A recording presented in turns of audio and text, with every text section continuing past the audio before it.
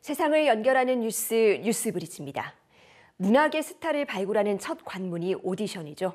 10년 넘게 오디션 프로그램이 인기를 끌면서 이 오디션 열풍은 일부 연예인 지망생을 넘어 다양한 세대로 확산하고 있는데요.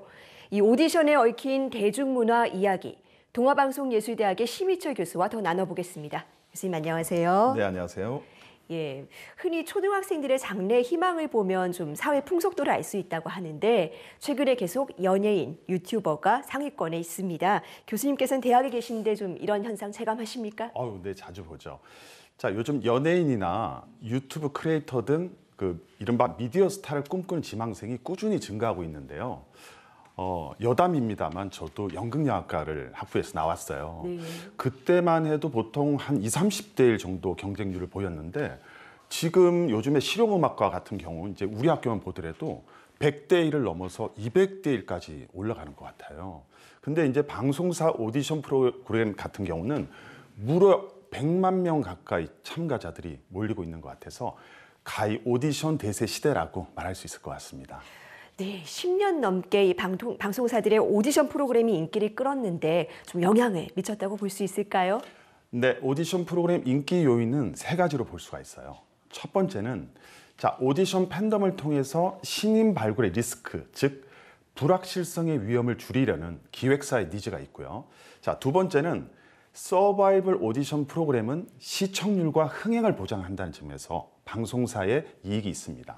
그리고 세 번째는 오디션 참가자들의 극적인 성공 스토리는 시청자 입장에서 재미와 또 공감을 줄 수가 있습니다. 그래서 시청자들은 그런 대리 만족을 통해서 강한 몰입감을 받을 수 있기 때문에 오디션 프로그램은 앞으로 계속 이어질 걸로 보여집니다. 오디션 캐스팅 방식은요, 두 가지가 있습니다. 첫 번째는 우리가 흔히 보는 대부분의 오디션인 이제 인바운딩 캐스팅이 있고요. 두 번째는 좋은 인재를 찾아서 직접 다니는 아웃바운딩 캐스팅이 있습니다. 인바운딩과 아웃바운딩, 그러니까 인재가 찾아오기도 하고 인재를 찾아가기도 하고 좀 굉장히 형태가 다양해지고 있다는 건데 네네. 구체적으로 설명 좀 해주실 수 있을까요? 인바운딩 캐스팅은 말 그대로 이제 아티스트가 기획사로 찾아가서 지원하는 형태의 요즘 대부분의 방송사 오디션이 여기에 포함되고요. 아웃바운딩 캐스팅은 기획사에서 아티스트를 스카우팅하기 위해서 온라인이나 오프라인 공간으로 다가가는 캐스팅을 말합니다. 그런데 이 아웃바운딩 캐스팅이 중요한 이유는 실제 유튜브나 인스타 같은 이제 온라인 공간이나 페스티벌 무대나 또는 버스킹 같은 이 아마추어 무대를 기획사에서 조용히 지켜본 후 치열한 경쟁 없이 한 번의 캐스팅을 제안한다는 점이에요. 예를 들어서 사세돌 아이돌 그룹의 대표 주자 르세라핌 같은 경우는 일본 멤버인 사쿠라를 포함해서 5명 모두가 인바운딩 캐스팅으로 뽑았어요. 네. 그런데 에스파 같은 경우는 지제를 제외한 나머지 멤버 카리나, 윈터, 닝닝 3명 모두 아웃바운딩을 통해서 캐스팅됐습니다. 세계적인 뮤지션 저스틴 비버 아시죠? 네. 네, 저스틴 비버 또한 유튜브 영상을 통해서 아웃바운딩된 대표적인 케이스입니다.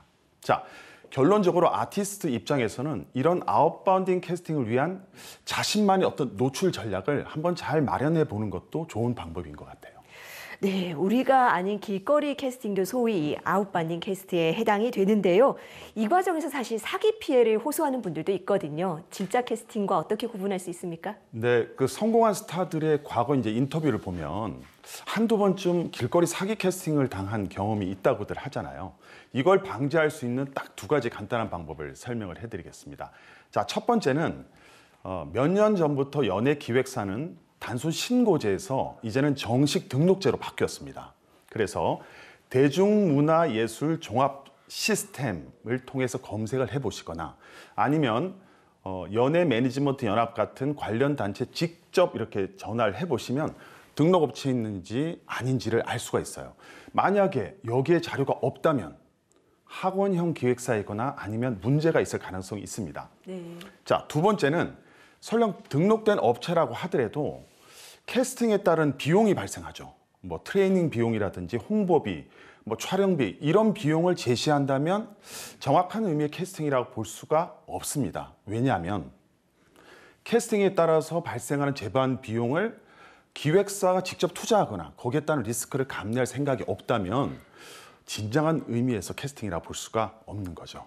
등록되지 않았거나 비용을 요구한다면 좀 의심을 해봐야 된다.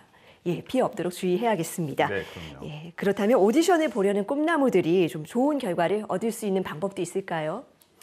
네, 일단은 탄탄한 실력과 기본기가 바탕이 되겠죠. 자, 거기서 자신만에 대한 개성을 분석하고요. 자, 오디션 스타일을 잘 이해한 다음에 이것을 매칭시키는 전략이 필요합니다. 네. 자, 오디션 프로그램은 기획사의 선발 기준이나 어떤 목적에 따라서 원하는 인재상이 달라질 수가 있어요. 쉽게 말해서 합격의 기준이 바뀐다는 거예요. 예를 들어서 일반적인 기준에서 가수나 연기자를 뽑는 오디션이 있다고 하면 아티스트의 종합적인 재능을 볼 것이고요. 만약에 반대로 특정 역할이나 포지션이 정해진 오디션이라고 그러면 철저히 타입 캐스팅이나 이미지 캐스팅으로 가게 됩니다. 재능 못지않게 이미지 혹은 어떤 인재상이 중요하다는 건데 조금 더 구체적으로 설명 부탁드리겠습니다. 자, 예를 들어서 보컬과 춤을 기반으로 랩을 굉장히 잘하는 역할을 뽑는다고 가정했을 때에 첫 번째 친구는 세 가지 모두 무난하게 잘하는 친구가 있고요. 두 번째는 다소 두 가지는 부족하더라도 랩을 굉장히 특출나게 잘하는 친구가 있다면 일단 두 번째 친구를 캐스팅한 다음에 나머지 부분을 조금 보강해 줄 수 있는 방법으로 갈 수 있습니다. 자, 연기자도 마찬가지입니다. 보통 이제 연기자 같은 경우는 개성 있는 조연이나 단역급 역할을 캐스팅을 하는데요. 예를 들어서 춘향전에서 방자 역을 캐스팅한다. 그랬을 때 이도령 같이 너무 멋있게 연기를 하면 오히려 탈락할 수가 있어요. 응답하라 시리즈를 보면 유준열이나 정우를 보면 잘 이해할 수 있을 것 같습니다. 네, 원하는 인재상을 잘 파악하는 것도 굉장히 중요하겠습니다. 흔히 또 이 기획사별로 선호하는 이미지가 있다 이런 이야기도 있거든요. 실제로도 그렇습니까? 네, 가수 아이유의 그 스토리를 생각하면 알 수가 있을 것 같은데요. 자, 아이유는 JYP 이외에 20번의 오디션에서 탈락을 한 다음에 당시에 그 로엔 엔터테인먼트에서 발탁을 되면서 싱어송라이터의 길을 가게 되었어요. 자, 만약 아이유가 이전 아이돌의 길을 가게 되었다면 과연 어땠을까? 상상이 잘 되지가 않잖아요. 그렇습니다. 기획사마다 딱 명시적이진 않지만 선호하는 상이 있다고 합니다. 예를 들면 추구하는 이미지나 음악적 스타일, 캐스팅 방식 등 나름의 기준이 있는 거죠. 그래서 결론적으로 아티스트는 자신의 개성을 잘 파악한 다음에 기획사의 DNA를 이해하고 이것을 매칭시키는 이런 효과적인 전략을 준비하면 좋을 것 같습니다. 오디션에 한 번쯤 도전해보고 싶은 어린이와 청소년들도 참 많을 것 같은데요. 무엇보다 중요한 건 음악과 무대에 대한 열정이 아닐까 싶습니다. 오늘 말씀 잘 들었습니다. 네, 고맙습니다.